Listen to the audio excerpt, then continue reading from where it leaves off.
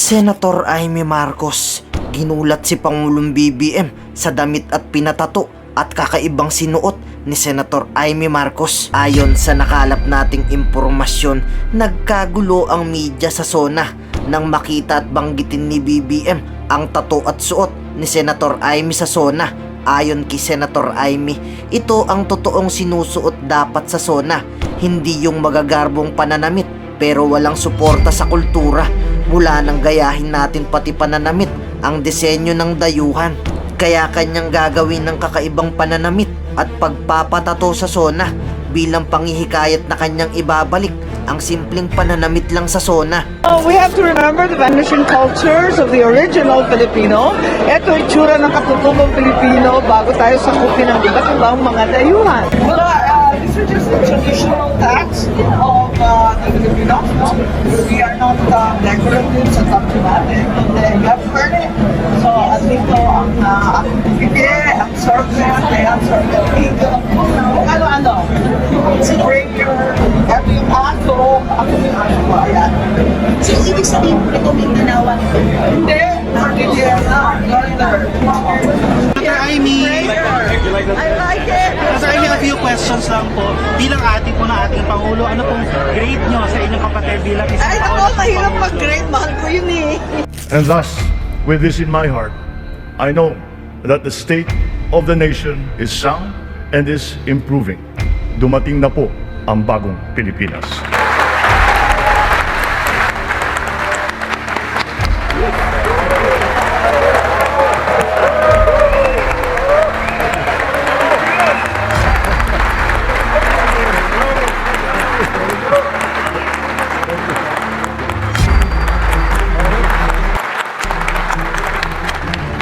Mga minamahal kong kababayan, ladies and gentlemen, magandang hapon po sa inyong lahat. 1 year ago today, I stood here before you, setting forth the plans that we have to improve our economy, bring jobs to our people, improve the ease of doing business, recalibrate our educational system to adapt to the new economy, lower and rationalize energy costs, boost agricultural production, enhance healthcare, and continue social programs for the poor and the vulnerable. Let me now report to the people on the successes that we can now lay claim to, and also the challenges that we continue to face. Isa sa mga dahilan ng pagtaas ng presyo ay ang mga smuggler, mga hoarder at mga nagmamanipula ng presyo ng produktong agrikultural. Hinahabol at ihaabla natin sila.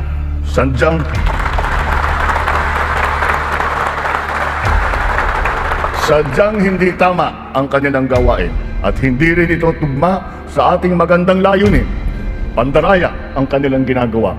Napapahamak hindi lamang ang mga magsasaka, kundi tayo rin mga mamimili. Kaya hindi natin papayagan ang ganitong kalakaran. Bilang na ang mga araw ng mga smuggler at hoarder na yan.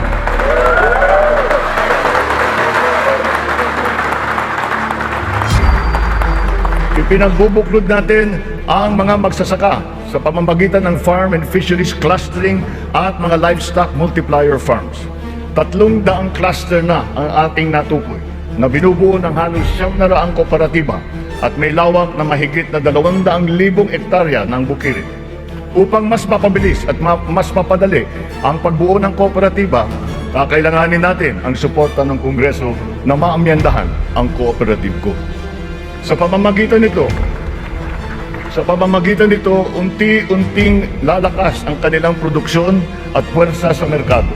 Totoo ang kasabihan, mas malapas basta't sama-sama. Pinapalawak natin ang kanilang kaalaman sa makabagong mga teknolohiya at pamamaraan. Isa na rito ang paggamit ng biofertilizer na gawa sa Pilipinas, subok din at maaasahan. Sa balanced fertilizer strategy, gaganda ang ani ng mga magsasaka. Hindi na nila kailangan pang umasa sa mas mahal at imported na fertilizer. Bilang tulong sa mga magsasaka, namigay ang pamahalaan ng mahigit 28,000 mga makabagong makinarya at mga kagamitan sa iba't ibang dako ng Pilipinas. Sa ilalim ng iba't ibang mga programa ng kagawaran ng agrikultura, namigay ang pamahalaan ng mahigit na 50 milyong binhi ng palay mahigit 1 milyong binhi ng mais at sari-saring mga binhi ng gulay. Nagpamigay tayo ng mahigit 100,000 binhi ng niyog at nagpatanim sa halos 10,000 hektarya ng lupa sa buong bansa. Lahat ng mga binhing ito ay makabago, hybrid at mataas ang kalidad. Sa naging pagtaas ng presyo ng gasolina at pataba, nagdala ng kaunting ginhawa ang mga fuel at fertilizer discount vouchers na ating pinamigay sa mga nahihirapang magsasaka. Ang mga natanggap nating donasyon na pataba mula sa China, pinimigay na natin kaagad sa kanila. Mahalaga ang infrastruktura para masuportahan ang may 14 na milyong hektarya ng sakahan. Inayos natin ang geo-agri-map ng mga farm-to-market roads ng buong bansa upang maidugtong mabuti ang mga sakahan sa mga pamilihan. Alinsunod dito, karagdagang 600 kilometro ng mga FMR ang ating nilatag sa iba't ibang panig ng bansa. Binigyan din natin ng patubig ang mahigit na 49,000 hektarya ng bukiling sa buong Pilipinas. Nagpagawa tayo ng halos 4,000 mga karagdagang fabrication lab, production at cold storage facility na magagamit ng lahat. Sa tulong ng Kongreso, nakapagpatayo tayo ng 24 na multi-species hatcheries upang maparami ang produksyon ng mga isda. Nakabantay tayo sa anumang banta ng mga sakit at peste na maaaring dumapo sa mga pananim at alagang hayop. Malapit na tayong magkaroon ng mga epektibong gamot at bakuna labang sa mga ito. Samantala, pinapalakas natin ang biosecurity levels ng mga alagang hayop bilang panlaban sa sakit. Tayo rin ay naghahanda sa El Nino na nagbabadyang tumama sa mga darating na buwan. Nagsimula na tayong maghanda at ang mga buffer stock at ang mga kagamitang patubig ay hinahanda na. Kung kinakailangan, magsasagawa pa tayo ng cloud seeding upang makapagdala ng ulan. Kasabay ng lahat na ito, hinihimok din natin ang ating sambayanan na magtipid ng tubig para sa malawakang paghanda sa banta ng tagtuyot. Tulad ng ating ipinangako, ipinagpatuloy natin ang reformang pansakahan. Mahalagang haligi ito ng sektor ng agrikultura na ating inaayos. Nitong nakalipas na taon, mahigit 70,000 titulo ng lupa ang ginawad sa mga benepisyaryo ng reformang agraryo. Tamang-tama ang ating pagpapatigil ng mga bayarin ng mga benepisyaryo sa ilalim ng ating nilagdaan EO number 4.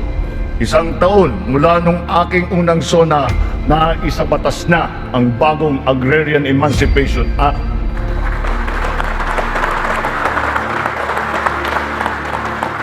Dahil dito, ang 57 billion piso ng utang na pinapasan ng mahigit 600,000 benepisyaryo ay tuluyan ng nabura.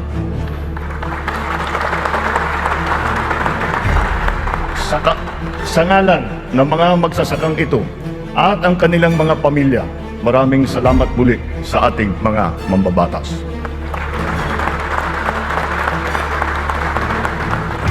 Ang tubig ay kasing halaga rin ng pagkain. Kailangan natin tiyakin na may sapat at malinis na tubig para sa lahat at sa mga susunod na salinlahi. Kasama na rito ang tubig na ginagamit natin para sa sakahan. Considering its fundamental importance, water security deserves a special focus.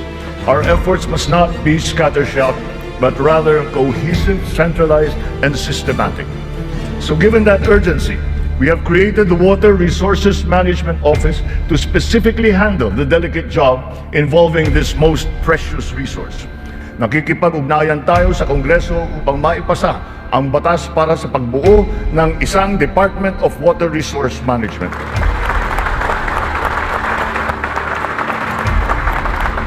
This year, we have allocated 14.6 billion pesos for water supply projects, which will benefit communities all over the country.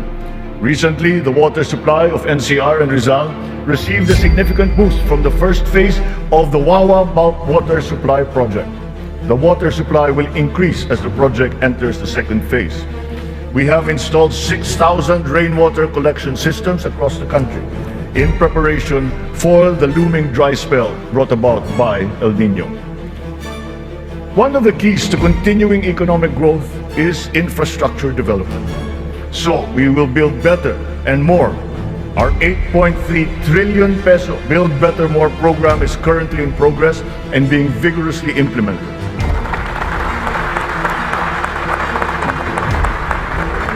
Ang buong bansa ay makikinabang sa 174 na proyekto sa ilalim ng programang ito. Hindi lamang natin pinapagpatuloy ang mga nasimulan ng mga proyekto, lalo pa natin pinapalawak.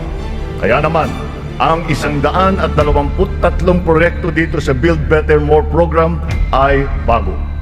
The flagship projects cover investments in the areas of physical connectivity, water resources, agriculture, health, digital connectivity, and energy. Physical connectivity infrastructure, such as roads and bridges, seaports, airports, mass transport, account for 83% of this program. Our infrastructure spending will stay at 5 to 6% of our GDP.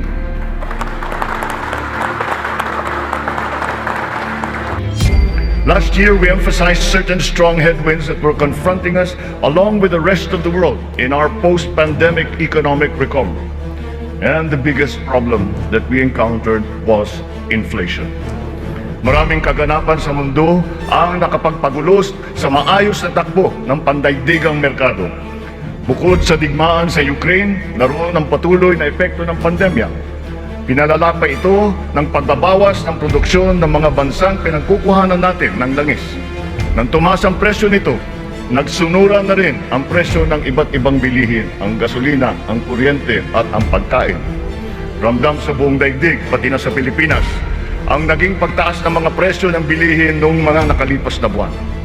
Sinuri nating mabuti ang sitwasyon.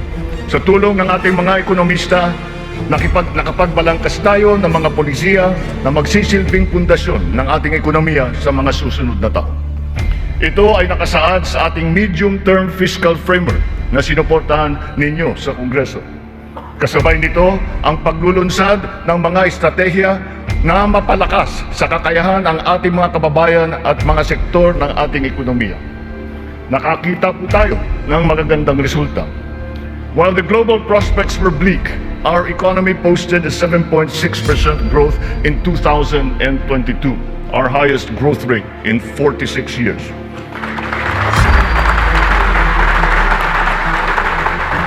For the first quarter of this year, our growth has registered at 6.4%.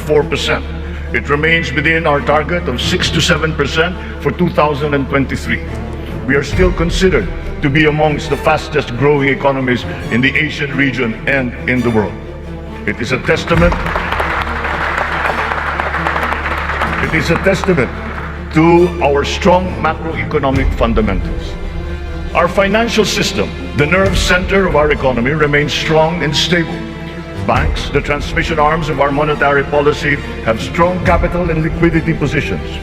Stimulated by the relaxation of pandemic restrictions, transactions once again have flourished alongside the booming e-commerce that was undeterred by the pandemic in 2022. The digital economy contributed 2 trillion pesos, the equivalent of 9.4% of our GDP. The economy is revived and rejuvenated, backstopped by a favorable enabling environment and the strong rule of law. This year, the World Bank projects a 6% overall growth rate, well within the range of our targets for the year. It is anchored on strong local demand, underpinned by consumer spending, and draws strength from the BPO industry and, of course, the steady flow of remittances and the continuing jobs recovery. Inflation rate is moving in the right direction. From 8.7% in January, our inflation has continued to ease up in all regions, settling now at 5.4% for June. What this means is that in spite of all the difficulties, we are transforming the economy. We are stabilizing the prices of all critical commodities.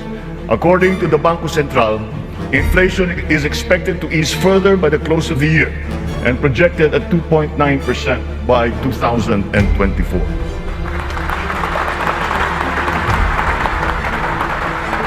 On matters of the economy, there are many things over which we have no control.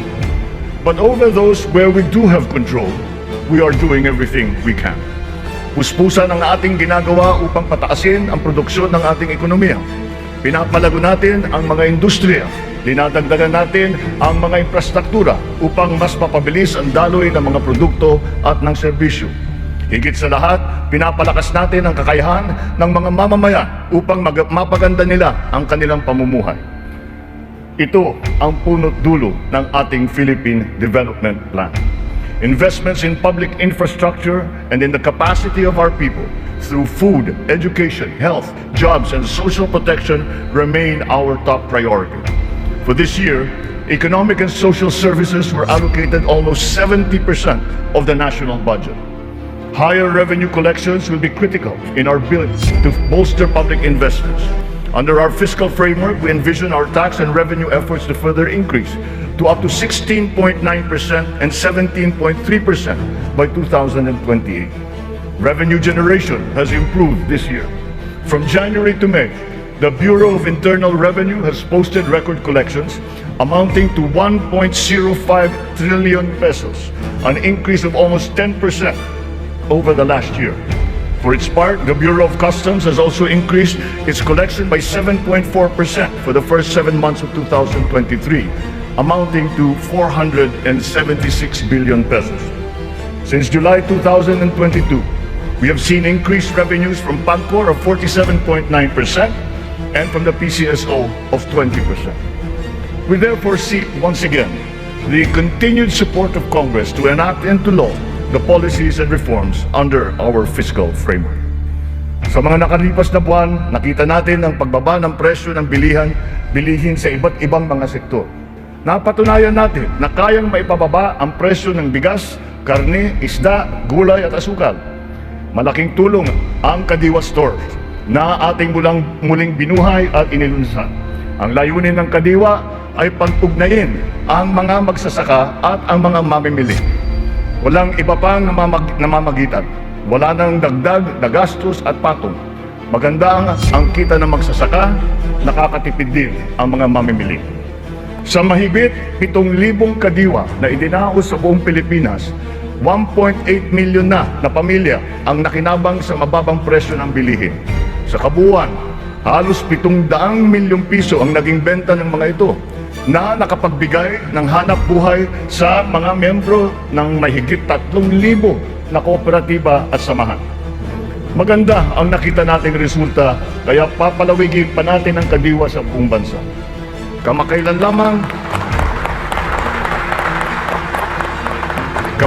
lamang ay nagsanib puwersa na ang mga ahensya ng pamahalaan upang lalo pang patibayin ang kadiwa.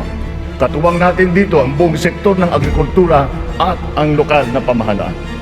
Our aim is to boost our local agricultural production through consolidation, modernization, mechanization, and improvement of value chains, augmented by timely and calibrated importation as needed. Nakita nating tumaas ng 2.2% ang sektor ng agrikultura sa unang 3 buwan ng taong ito. In our quest for food security, our methods are now more guided by science and the balance of nature, so that production is both sustainable and responsible, benefiting both this and future generations. Our fisheries codes must be revised to incorporate and strengthen science-based analysis and determination of fishing areas. This approach will protect both the interests of our fisherfolk and our fisheries and aquatic resources. To this end, we will seek the support of Congress to amend the code to guarantee sustainable development of our fisheries sector in harmony with environmental balance.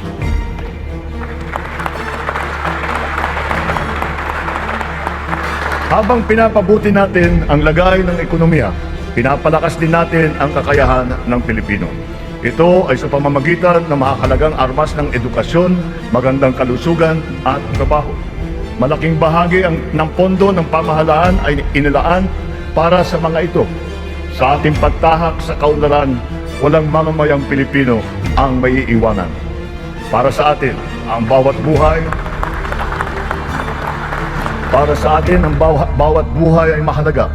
Ano man ang edad, kasarian, pangkat, relihiyon o pisikal na kondisyon, sila ay kukupkupin at tutulungan. Naglalaan tayo ng sapat na pondo para sa mga paglingap ng mga lubos na nangangailangan. Layunin natin na sila ay makabangon, mabigyan ng sapat ng kakayahan at maging produktibo. Hindi lamang DSWD, kundi pati ang DOLE, ang DepEd, TESDA, CHED ay tumutulong sa ating mga kababayan nangangailangan. Ang AIX, TUPAD, TVET for Social Equity, Social Pension for Indigent Senior Citizens at ang Cash for Work para sa mga PWDs ay ilan lamang sa mga mahahalagang programa ng pamahalaan para sa kanila. Nariyan din ang Integrated Livelihood Program Kabuhayan upang matulungan ang mga maliliit na negosyo.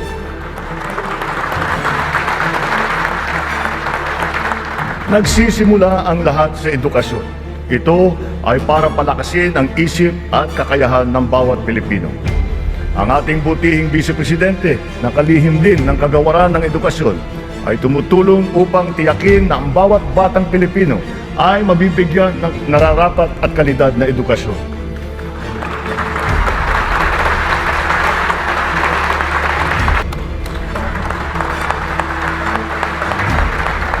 Ang kalusugan ang ikalawang armas para sa lakas ng pangangatawan ng bawat Pilipino. Isinusulong natin muli ang kalusugan ng Pilipino. Ang presyo ng mga mahalaga at pangunahing gamot ay bumaba ng humigit kumulang ng 40%.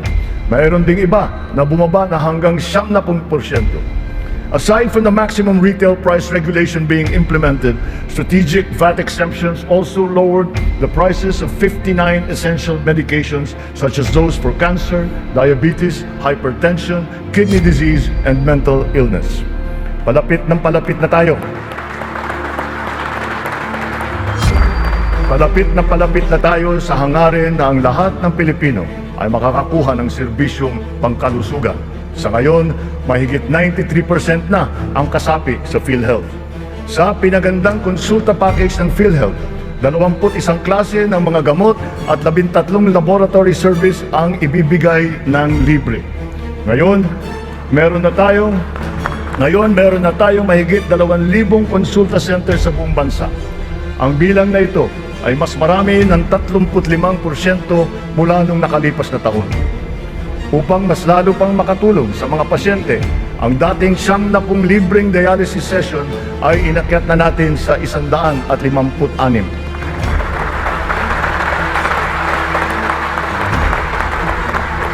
Mga kababayan, libre na po ngayon ang dialysis para sa karamihan ng Pilipino.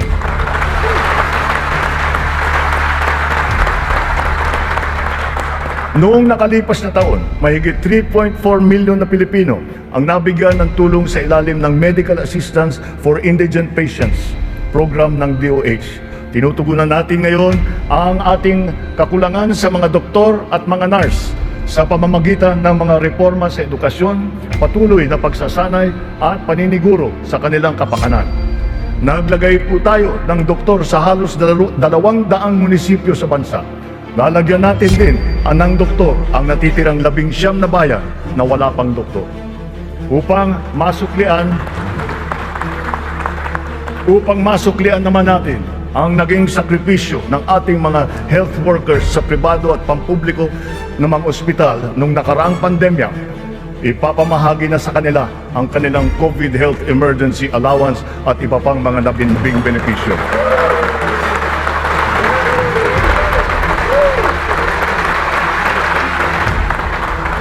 Kasabay ng pangangalaga natin sa edukasyon at kalusugan ng ating mamamayan, tinitiyak din natin na may sapat at magandang hanap buhay sa loob at maging sa labas ng bansa. Sa pagsusumikap ng mga mamamayan, walang hindi kakayanin. Kahit ang mga matatayog na pangarap ay maaabot, kasama ang inaasam na tahanan. Katuwang natin ang lokal na pamahalaan at pribadong sektor upang matulungan ang Pilipino sa pangangailangan ng pabahay.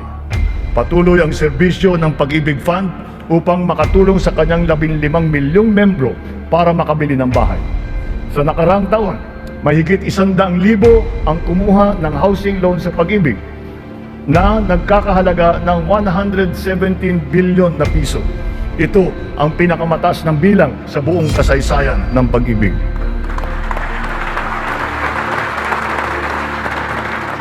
Itong nakalipas na taon, mahigit 148,000 na kabahayan at mahigit 30,000 mga Certificate of Eligibility of Lot Award ang naipamahagi sa Luzon, sa Visayas at sa Mindanao sa ilalim ng sari-saring mga programang pabahay ng pamahalaan. Mahigit 35,000 residential free patent at agricultural patent titles naman ang naibigay sa mga benepisyaryo nito sa buong bansa. Hindi pa dito natatapos. Papalawigin pa natin ang ating programa sa abot-kayang pabahay, lalo na para sa mga mahihirap nating kababayan. Itong nakalipas na taon, inilunsad natin ang pambansang pabahay para sa Filipino Housing Program o 4PH. Nagkaroon na tayo ng groundbreaking sa 25 lugar sa iba't ibang bahagi ng bansa.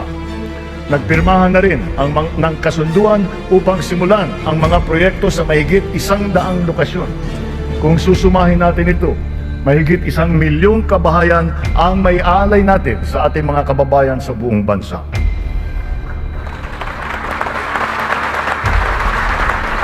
And thus, with this in my heart, I know that the state of the nation is sound and is improving. Dumating na po ang bagong Pilipinas. Maraming salamat po sa inyo.